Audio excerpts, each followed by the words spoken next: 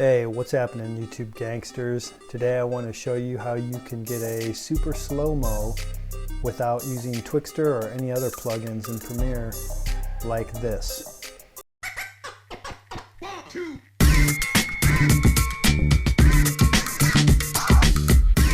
Okay, to pull this off, you can do it in Premiere, and there's two things that you need to do prior to bringing your clip into Premiere.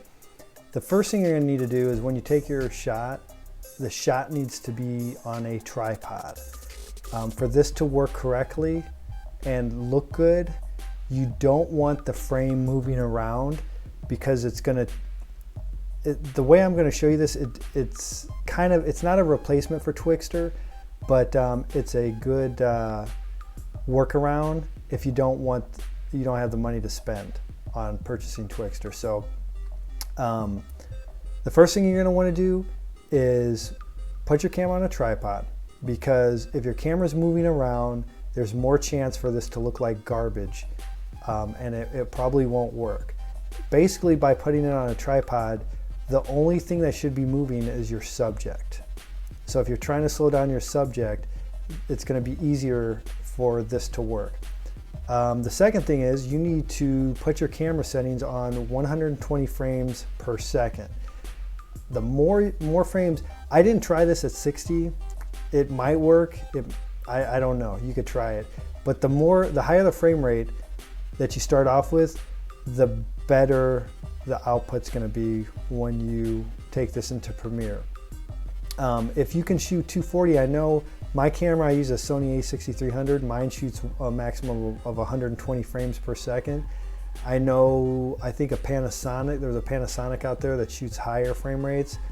And some of the iPhones go up to 240.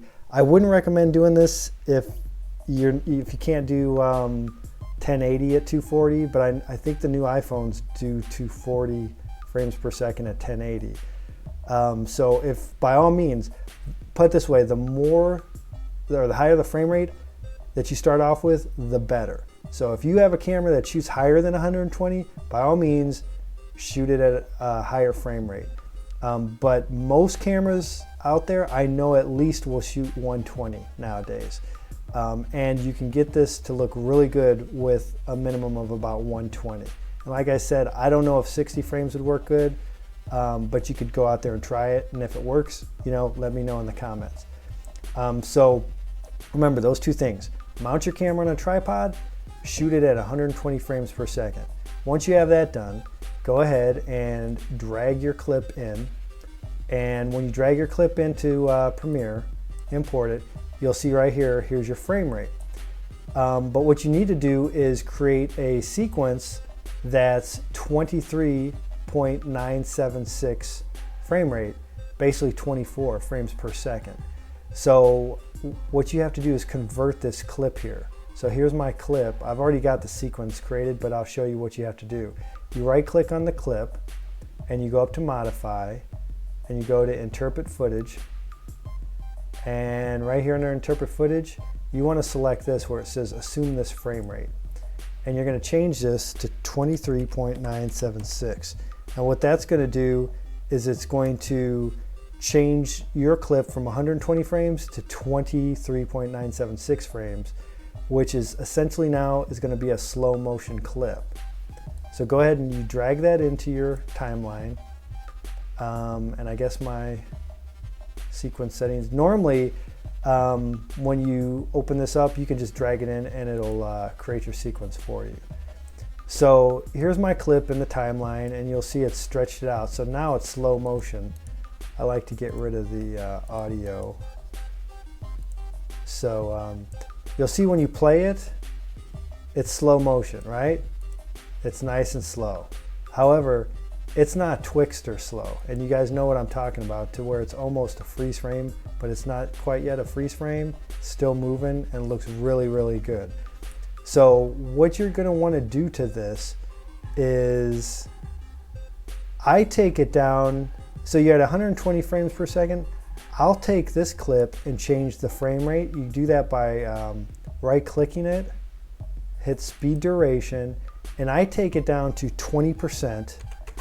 of what this clip is.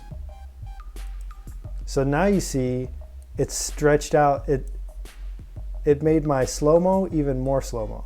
However, what you've done now is going to look choppy when you play it. See how that's choppy?